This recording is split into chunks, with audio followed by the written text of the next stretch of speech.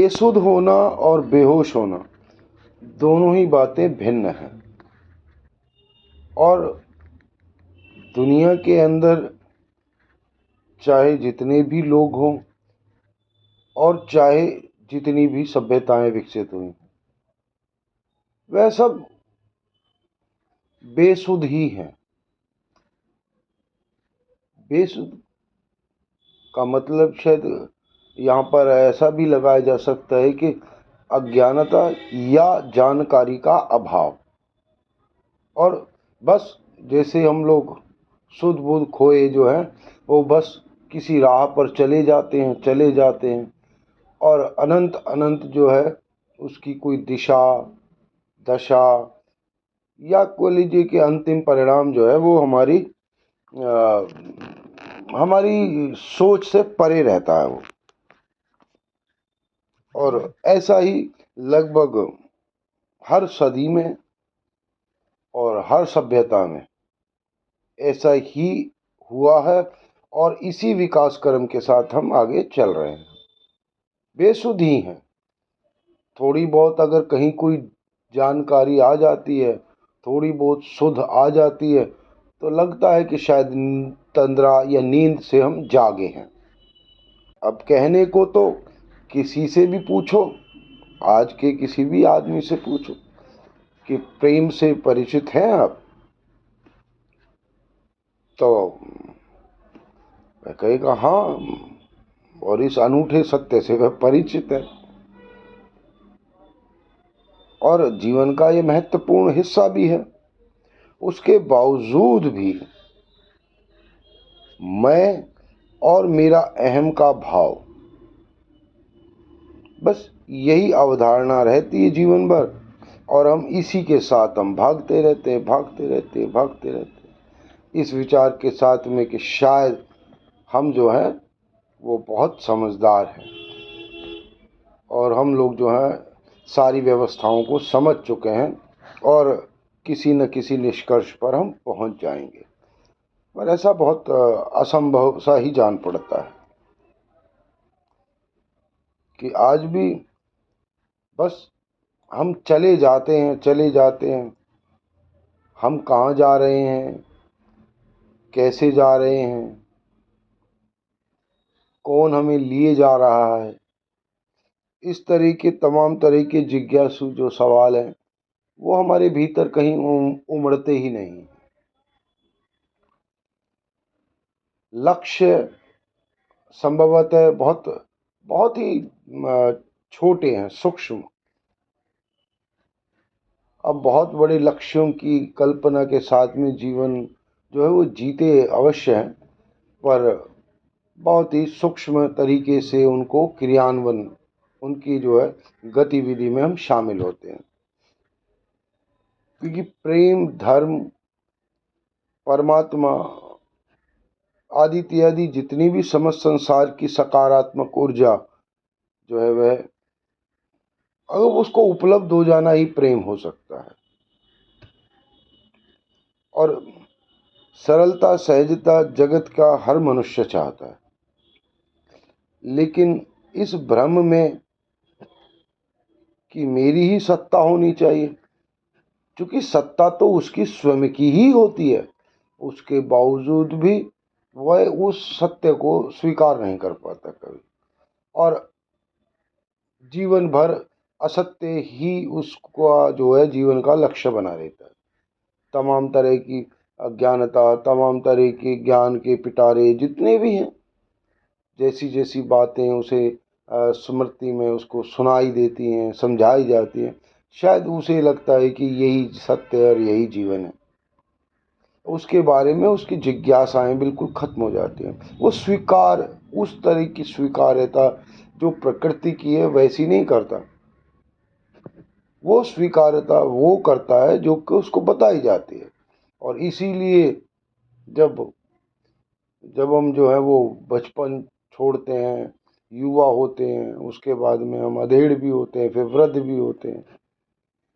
इस पूरी यात्रा में हम शाश्वत जो प्राकृतिक जीवन की जो परिकल्पना है उससे हम दूरी बना लेते हैं। हमारे लिए तो केवल भौतिकतावाद जो है वही सर्वोप्रिय है, और पूरा जीवन जो है वो इसी उठापटक में रहता है। जबकि मुझे ऐसा भी लगता है कि सारा संसार जो है वो नशा करता है, क्योंकि नशा करने से क्या आनंद आता है? क्या नहीं, बेसुध हो जाता है इंसान। और हम तमाम तरह की इच्छाएं जो होती हैं, वही इच्छाओं का समर्थन जब हम करते हैं तो हम एक तरह से नशा करते हैं, और वो नशा जो है वो हमें बेसुध जीवन के लिए प्रेरित करता रहता है। तमाम तरह की कामनाएं जो है हमारे भीतर बनी रहती हैं हमेशा। अब यह जो विचार है ये तो एक असुरक्षित जगत का निर्माण करता है, क्योंकि हम अपने सामर्थ्य तक ही सोच सकते हैं, पर जगत में, इस संसार में तो मैं की जो अनुपस्थिति में भी अपने अस्तित्व को रचता रहता है। सूक्ष्म इकाई भी संपूर्ण होती है, और बड़ी इकाई की संपूर्णता भी सूक्ष्म इकाई पर ही निर्भर करती है। और सूक्ष्म इकाई का निर्माण होता है उस विशाल में मिल जाना, उस विशाल में मिल जाने के लिए होता है। अगर हम इसको इस तरह से भी कहें कि अगर हम छोटे होते हैं और उसके बाद जैसे जैसे हम बड़े होते हैं, तो हम पहले छोटी इकाई के तौर पर होते हैं, धीरे धीरे हम जब हम विस्तार पाते हैं तो बड़ी इकाई में जो विलुप्त होने के लिए, जैसे नदियों का उदय होता है, और नदियाँ एक इकाई के तौर पर होती हैं पहले, उसके बाद धीरे धीरे बहती हुई वो जो है अनंत अनंत सागर में जो है उनका विलय हो जाता है, या कहीं ना कहीं वो अपनी जो विशालता है उसको हासिल करके स्वयं को समाप्त करती है। तो लगभग ऐसे ही हमारे जीवन की यात्रा है, जो शाश्वत यात्रा है। क्योंकि जब पूछा कि भाई भौतिकतावाद जो है वह और उसकी जो यात्रा है और जो शाश्वत यात्रा है, तो शाश्वत यात्रा क्या है? शाश्वत यात्रा जो वही यात्रा है जो हम जीवन भर करते रहते हैं, और जो हम समय के साथ में या समय के उदय के साथ में, समय पता नहीं इस ब्रह्मांड में कहाँ तक है, क्योंकि समय की इकाई अगर नापी जाती है तो शायद 3 लाख किलोमीटर प्रति सेकंड। तो ये मानकर चलिए कि करीब करीब सूर्य जो हम देखते हैं वो उसकी जो किरण हमारे तक पहुंचती है तो वो 8 मिनट में पहुंचती है। तो यही जीवन की शाश्वत यात्रा है, क्योंकि मेरा मानना है कि जीवन के सत्य से परिचय केवल प्रेम से ही संभव है। अब प्रेम कौन सा, कैसा, किस भाव से, वो एक विस्तार का विषय है। वो कभी फिर प्रेम पर ही जब बात होगी तो वैसे, पर जो भी कुछ हमें प्रेम दिखता है, जैसा दिखता है, उसके अंदर जिस तरह का सहयोग है, भावना है, विचार है, तो फिलहाल जो है हम ऐसा मान कर चलें कि वही प्रेम जो है वो वही से, उसी से ही संभव है सब कुछ। क्योंकि यह प्रकृति के जितना निकट होगा आदमी, उतना ही उसे आनंद उसमें समाहित होगा, और इसमें इससे अधिक जो है जीवन में कुछ और चाहत जो है, कुछ भी इच्छा जो है वह प्राकृतिक है। प्रेम के अतिरिक्त जो भी इस जगत में है वह केवल पदार्थ है, ऐसा मानकर चले। ये मैं यूं कह लीजिए स्वयं के अनुभव से ऐसा कह पा रहा हूँ। और सुनिश्चित ही पदार्थ जो होते हैं वो नष्ट होते हैं। शाश्वत की यात्रा प्रेम से ही साध्य होगी। आप विचारों से, सुंदर विचारों से अलंकृत हैं, सुशोभित हैं, अपनी दृष्टि से जगत आनंदमय होता है और निर्भय होकर सकारात्मक ऊर्जा जो है वह हमें मिलती है। ऐसे में प्रकृति और परमात्मा मिलकर प्रेम का सर्जन करते हैं। जीवन की तमाम उपलब्धियों के बावजूद अगर जीवन के कुछ मायने हैं तो वह प्रेम को उपलब्ध हो जाने में है, प्रेम में डूब जाने में है। आप ध्यान, आनंद और प्रेम में ही समय को संग्रहित कर सकते, और कोई भी ऐसी बात नहीं जिसमें आप समय को बांध लें, समय को रोक लें, समय को थाम लें, समय को जमा कर लें, संग्रहित कर लें। नहीं, केवल ध्यान हो सकता है, आनंद हो सकता है और प्रेम हो सकता है। इसी में ही आप जो है समय को कहीं ना कहीं संग्रहित करते हैं, और वही स्मृतियां जो होती हैं वो आपके मन में, आपके मस्तिष्क में अपना स्थान बना लेती हैं। वो समय है। प्रेम की शक्तियों से जगत के सभी पदार्थ जो है वह संयोजित किए जा सकते हैं, और जीवन साध्य प्रेम से ही हो सकता है।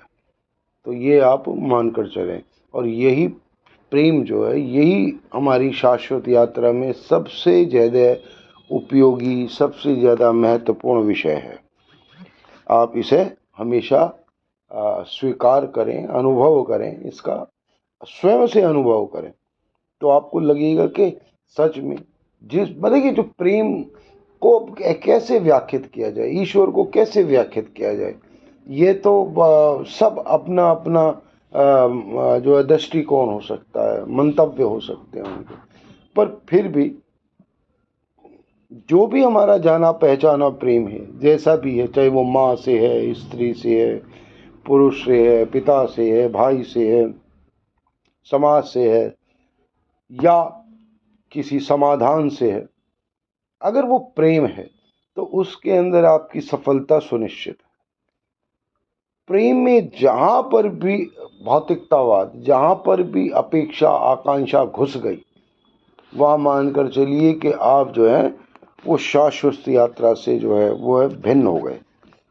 आपकी यात्रा जो है वह मतलब कि बिखर गई। फिर वो जीवन के अंदर वो जो मतलब अक्सर हमने देखा है कि जो लोग प्रेम की जो जीवन की जो यात्रा कर रहे होते हैं,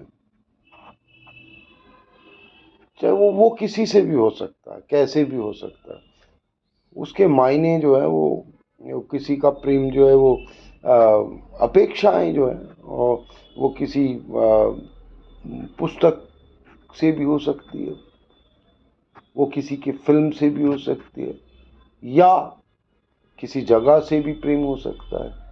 तो प्रेम को परिभाषित करने का तो खैर मैं जिम्मा नहीं ले सकता, पर प्रेम को मैं स्वयं महसूस जो करता हूँ उसके बारे में जो मेरी जो जानकारी है वो मैं उसको मैं व्यक्त करता हूँ और अभिव्यक्त करता हूँ, और उसका मैं आनंद लेता हूँ, क्योंकि मुझे लगता है कि मैं स्वयं से ही मुझे लगता है कि मेरा जीवन जो है वो परमानंद की स्थिति में है।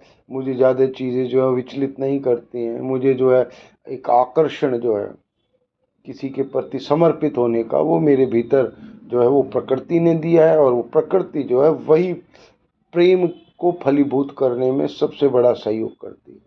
चाहे वो आकर्षण का ही मसला क्यों ना हो, स्त्री और पुरुष का प्रेम का मसला ही क्यों ना हो, वह भी उसी पर निर्भर करता है। तो यात्राएं तो खैर तमाम तरह की होती हैं, और संभवतः जिस यात्रा पर आजकल हम हैं वह एक यूं कह लीजिए सांसारिक और मन को सुख देने वाली यात्रा, क्योंकि वो जो बालपन था वह भी साथ था मेरे, वो दृष्टि भी साथ थी, और सबसे बड़ी बात है कि निर्भयता। माँ पिता का संग था, भाई बहनों का संग था, समाज में जो लोग हो सकता है कि परोपकार की भावना से जीवन जीते थे, उन सबका भी संग था। तो हम लोग जो है वो नासिक पहुँचे,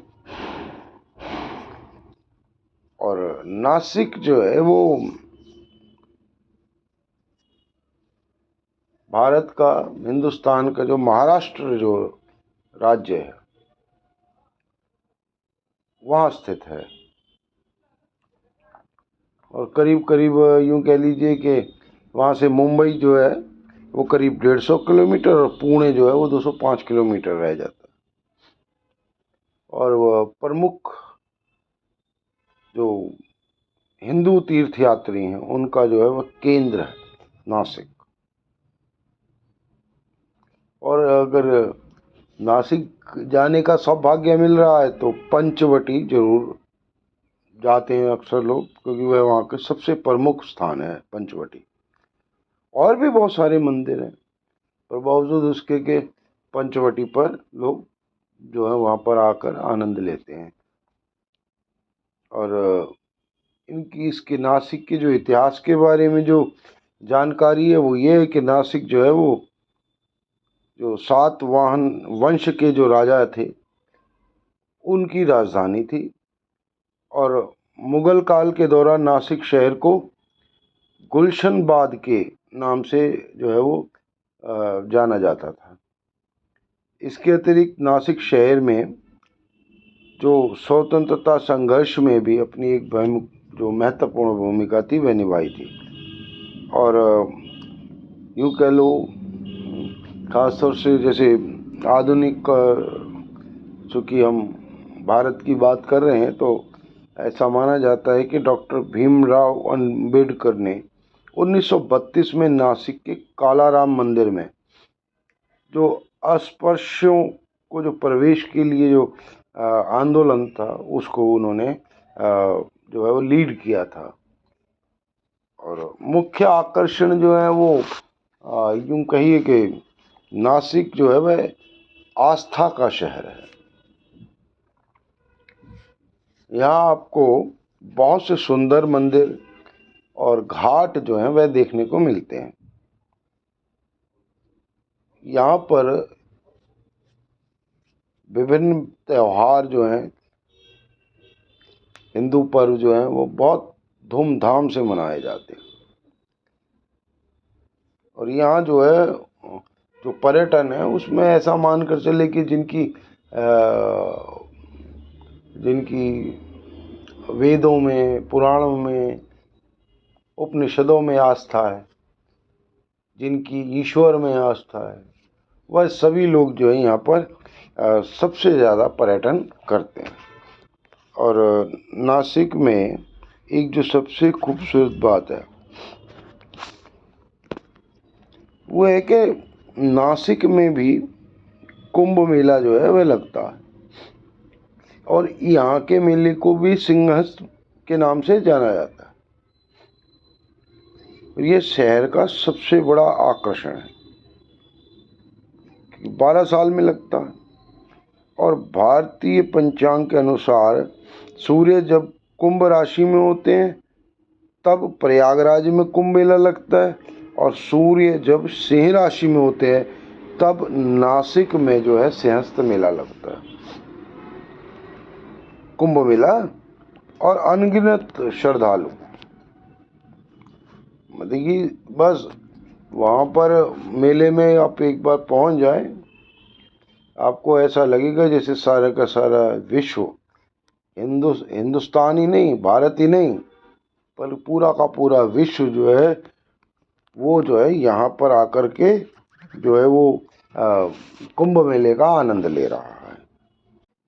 गोदावरी के तट पर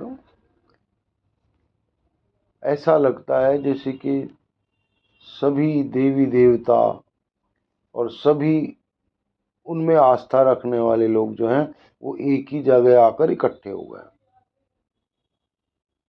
और क्या जाता है कि भी जैसे गंगा जी हैं ऐसे गोदावरी भी हैं, और गोदावरी में जो है वो स्नान करने पर आत्मा की शुद्धि और पापों से मुक्ति मिलती है।